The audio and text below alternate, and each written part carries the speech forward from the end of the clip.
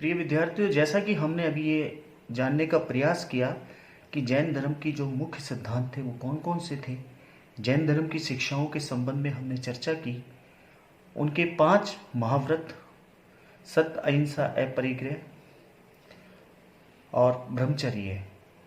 इसके साथ साथ अहिंसा का जो सिद्धांत है, जो कि जैन धर्म के अंदर सर्वोपरि माना जाता है। इसके बाद में हमने ये भी चर्चा की कि जैन धर्म, जो कि महावीर स्वामी की मृत्यु के बाद में 2 संप्रदायों के अंदर विभक्त हुआ, एक श्वेतांबर, दूसरा दिगंबर। श्वेतांबर और दिगंबर दोनों के अंदर मूलतः भेद क्या है, इसकी भी हमने जानकारी ली। अब प्रश्न हमारे सामने ये खड़ा होता है कि जैन धर्म, जिसे तत्कालीन समय के शासकों के द्वारा संरक्षण दिया गया, उसका प्रचार प्रसार में उन्होंने महत्वपूर्ण योगदान दिया। यद्यपि ये बात सही है कि चंद्रगुप्त मौर्य, जैसा कि कुछ इतिहासकार मानते हैं कि चंद्रगुप्त मौर्य ने अपने अंतिम समय में जैन धर्म को स्वीकार कर लिया, और जैन धर्म को स्वीकार करने वाले चंद्रगुप्त मौर्य के बाद में अन्य जो शासक थे, अशोक के पुत्र ने भी इस धर्म को संरक्षण और इसका प्रचार प्रसार करने में महत्वपूर्ण योगदान दिया। इस प्रकार से जैन धर्म भारत के कई राज्यों के अंदर इसका प्रचार प्रसार हमें यहाँ देखने को मिलता है। लेकिन जैन धर्म का व्यापक प्रचार प्रसार 12वीं शताब्दी के बाद में क्यों नहीं हुआ, एक जो ठहराव आया, उस ठहराव के पीछे कौन से कारण निहित थे, और जैन धर्म जो कि बौद्ध धर्म की तरह इतना लोकप्रिय क्यों नहीं हुआ, इसके कुछ कारणों के संबंध में हम यहाँ चर्चा करेंगे और ये जानने का प्रयास करेंगे कि इसको इतनी लोकप्रियता क्यों नहीं प्राप्त हो सकी। बौद्ध धर्म की तुलना में जैन धर्म का प्रचार प्रसार बहुत ही सीमित दिखाई देता है। महावीर स्वामी के जीवन काल में वह मुख्यतः मगध और अंग में ही प्रचारित हुआ। उनकी मृत्यु के बाद भी उसका प्रचार प्रसार मूलतः दक्षिण भारत एवं पश्चिम भारत तक ही सीमित रहा। जैन धर्म कभी भी देशव्यापी नहीं बन पाया। जैन धर्म के सीमित प्रचार के जो कारण निहित थे, उनमें पहला कारण है आचार मार्ग की कठोरता। जैन धर्म का आचार मार्ग बहुत कठोर तथा कष्ट साध्य था, जो सामान्य जनता के लिए अव्यवहारिक था, इसलिए वह उन्हें आकर्षित नहीं कर सका। जैन धर्म के अहिंसा, वस्त्रहीनता, कायाकलेश, अनेकात्मवाद जैसे सिद्धांतों को जन सामान्य सहजता से आत्मसात नहीं कर पाया। उसके लिए ये सिद्धांत बड़े ध्रुव एवं क्लिष्ट हो गए। दूसरी ओर बौद्ध धर्म के सिद्धांत अपेक्षाकृत अधिक सरल और व्यवहारिक थे। दूसरा कारण यह जो बताया गया है कि ब्राह्मण धर्म से अपृथकता। ब्राह्मण धर्म के विरोध में जैन धर्म अपनी प्राचीन न्यूनता और स्वतंत्र अस्तित्व को धीरे धीरे खोता चला गया। कालांतर में ब्राह्मण धर्मों की बहुत सी बातें जैन धर्म ने स्वीकार कर ली। इस कारण उसका स्वतंत्र प्रभामंडल नहीं बन पाया। ब्राह्मण धर्म का भक्तिवाद, उसके अनेक देवी देवता जैन धर्म का अंग बन गए। जैन धर्म के 22वें तीर्थंकर अरिष्टनेमि को कृष्ण का अवतार मान लिया गया। बौद्ध धर्म ब्राह्मण धर्म की जटिलता के विरोध में अपनी नवीनता के कारण लोकप्रिय हुआ। जैन धर्म यह विशिष्टता हासिल नहीं कर सका और ब्राह्मण धर्म के अनुयायियों को आकर्षित नहीं कर सका था। तीसरा कारण जो यहां बताया गया है कि व्यापक राजस्व का अभाव, यानी कि राजकीय संरक्षण का अभाव। जैन धर्म को उस प्रकार का राजकीय आश्रय एवं समर्थन नहीं मिल सका जो बौद्ध धर्म को एक लंबी अवधि तक निरंतर मिलता रहा। बौद्ध धर्म को तो अशोक, कनिष्क, हर्ष जैसे नरेशों का विपुल राजकीय संरक्षण व प्रोत्साहन मिला, लेकिन ऐसे महान सम्राटों का राज्याश्रय जैन धर्म को उपलब्ध नहीं हो पाया। एक खारवेल को छोड़कर यदि हम देखें तो यहाँ पर ऐसा कोई शक्तिशाली शासक नहीं था जिसने जैन धर्म को संरक्षण व उसका प्रचार प्रसार में महत्वपूर्ण योगदान दिया। जनतंत्रात्मक संघ का अभाव। बौद्ध धर्म की जो लोकप्रियता का एक जो कारण उसके सभी संघों का जनतंत्रात्मक गठन एवं संचालन था। जैन संघों में इस प्रकार का कोई स्पष्ट विधान नहीं था। यहां शक्ति संघ के प्रमुख धर्माचार्यों के ही हाथ में प्राय केंद्रित रही। संघ की जो शक्ति थी वो केवल प्रमुख धर्माचार्य जो हुआ करते थे उनके हाथों में ही केंद्रित रही। इसका परिणाम यह हुआ कि समतत्व की भावना के अभाव में जन सामान्य जन संघों की ओर अधिक आकर्षित नहीं हो पाया। और अंतिम जो कारण यहां बताया गया है वो है पांचवा, कर्मठ शासिक प्रचारकों का अभाव। बौद्ध धर्म में कर्मठ एवं शासिक प्रचारकों ने तमाम बाधाओं को पार करते हुए देश एवं विदेश दोनों जगह अपने धर्म का प्रचार प्रसार किया। लेकिन यहां देखते हैं कि जैन धर्म के अनुयायियों में इस प्रकार की उत्कृष्ट प्रचार प्रसार की भावना का अपेक्षाकृत अभाव यहां दिखाई देता है। इस कारण से जैन धर्म का प्रचार प्रसार अधिक नहीं हो पाया। जैन धर्म के जो स्थायित्व के कारण जो यहाँ थे उन कारणों की में हमने देखा कि जैन धर्म भारत में आज भी जीवित है। दूसरी ओर बौद्ध धर्म अपनी जन्मभूमि पर भारत से लुप्त सा हो गया है। यद्यपि दूसरे देशों में वह आज भी प्रचलित है। भारत में जैन धर्म के स्थायित्व के क्या कारण हैं?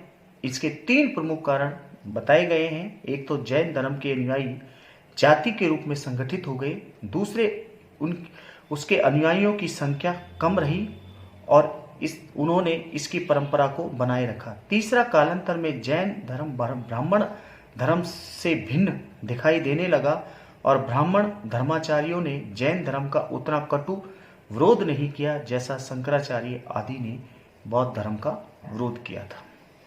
तो ये कुछ कारण निहित थे जिन कारणों से जैन धर्म आज भी भारत में अपना स्थायित्व कायम किए हुए हैं, जबकि बौद्ध धर्म जो है वो धीरे धीरे उसकी जो लोकप्रियता है वो समाप्त होने लगी। जैन धर्म के प्रचार प्रसारकों की यहाँ हम चर्चा को और आगे बढ़ाएंगे कि महावीर स्वामी के जीवन काल में ही उनके मत का जो कि बताया गया है मगध तथा उसके समीपवर्ती क्षेत्रों में व्यापक प्रचार प्रसार हो गया। मगध नरेश अजातशत्रु और उत्तराधिकारी उदयन ने भी इसके प्रचार प्रसार में महत्वपूर्ण योगदान दिया और कहा जाता है कि महावीर स्वामी ने अपने जीवन काल में एक संघ की स्थापना की जिसमें 11 प्रमुख अनुयायी सम्मिलित थे। वे गणधर कहलाए। इन्हें अलग अलग समूहों का अध्यक्ष बनाया गया। महावीर स्वामी की मृत्यु के बाद केवल एक गणधर सुधर्मन जीवित बचा जो जैन संघ का उनके बाद प्रथम अध्यक्ष रहा। नंद राजाओं के काल में भी जैन धर्म की उन्नति होगी क्योंकि वे भी जैन मत के विरुद्ध नहीं थे। हाथी गुफा जो अभिलेख है उससे ज्ञात होता है कि नंद राजा कलिंग से प्रथम जिन की एक प्रतिमा उठा ले आया। चंद्रगुप्त मौर्य के समय में भी इस धर्म का विकास हुआ क्योंकि जैन परंपरा के अनुसार इनमें जैन आचार्य भद्रभाहु की शिष्टता को ग्रहण किया और उनके साथ अपने जीवन के उत्तराकाल में राज का त्याग कर वो दक्षिण में तपस्या करने के लिए चले गए थे।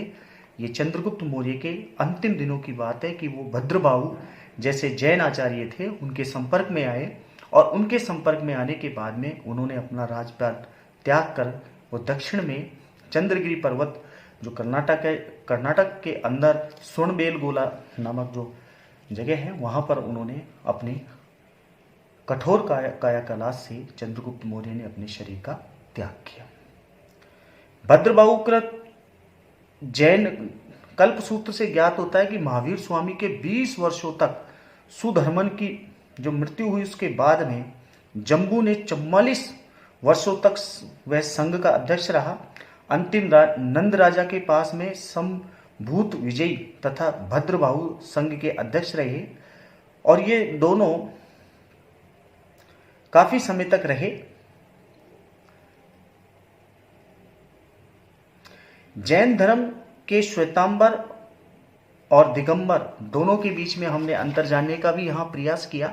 अब हम यह बात करें कि जैन धर्म की भारतीय संस्कृति को जो देन है वो क्या रही। जैन धर्म का प्रभाव भारत में उतना व्यापक नहीं हुआ जितना कि बौद्ध धर्म का हुआ, जिसकी चर्चा अभी हमने की। यह कुछ ही भागों तक सीमित रहा, तथापि हम यह देखते हैं कि भारत के सांस्कृतिक जीवन को इसका योगदान महत्वपूर्ण रहा। जैनियों की विशेष देन साहित्य एवं कला के क्षेत्र में रही है। जैन विद्वानों ने विभिन्न कलाओं में लोक भाषा के माध्यम से अपनी कृतियों की रचना करके इनके विकास में महत्वपूर्ण योगदान दिया। प्राकृत, अपभ्रंश, कन्नड़, तमिल, तेलुगु आदि में जैन साहित्य मिलते हैं। प्राकृत भाषा को विकसित करने में जैन लेखकों के कार्य सराहनीय हैं। पूर्व मध्यकाल में हेमचंद आदि विद्वानों ने काव्य, व्याकरण, ज्योतिष, छंद शास्त्र आदि विविध विषयों पर प्राकृत तथा अपभ्रंश भाषाओं में साहित्य लिखकर इसका बहुमुखी विकास किया। दक्षिण में कन्नड़ एवं तेलुगु में भी इनके साहित्य हैं। तमिल ग्रंथ कुरल के कुछ भाग भी जैनियों द्वारा रचे गए। इसके अतिरिक्त कुछ जैन ग्रंथ संस्कृत में भी मिलते हैं। इस प्रकार से प्रादेशिक भाषाओं का विकास जैनियों के द्वारा किया गया। प्राचीन भारतीय कला एवं स्थापत्य को विकसित करने में भी जैनियों का महत्वपूर्ण योगदान माना जाता है। हस्तलिखित जैन ग्रंथों पर खींचे हुए चित्र पूर्व मध्यकालीन चित्रकला के सुंदर नमूने हैं। मध्य भारत, उड़ीसा, गुजरात, राजस्थान आदि से अनेक जैन मंदिर, मूर्तियां, गुहा स्थापत्य आदि के उत्कृष्ट नमूने मिलते हैं। उड़ीसा का उदयगिरी पहाड़ी से अनेक जैन गुफाएं मिली हैं। खजुराहो, सौराष्ट्र, राजस्थान में भी भव्य जैन मंदिर प्राप्त होते हैं। खजुराहो में कई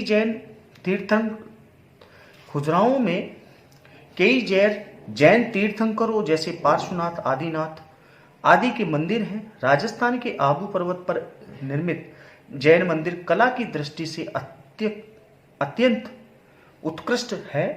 कर्नाटक स्थित स्वर्णबेलगोला नामक स्थान से भी कई जैन मंदिर मिलते हैं। इन सब से स्पष्ट होता है कि भारतीय कला को समृद्धशाली बनाने में जैन धर्म का उल्लेखनीय योगदान रहा है। जैन धर्म ने लोगों में अहिंसा एवं सदाचार का प्रचार प्रसार किया तथा संयमित जीवन व्यतीत करने का उपदेश दिया। अनेकात्मवाद, जिसे शायदवाद का सिद्धांत, विभिन्न मतों एवं संप्रदायों के बीच भेदभाव मिटाकर समन्वयवादी दृष्टिकोण अपनाने की दिशा में एक महत्वपूर्ण प्रयास माना जा सकता है।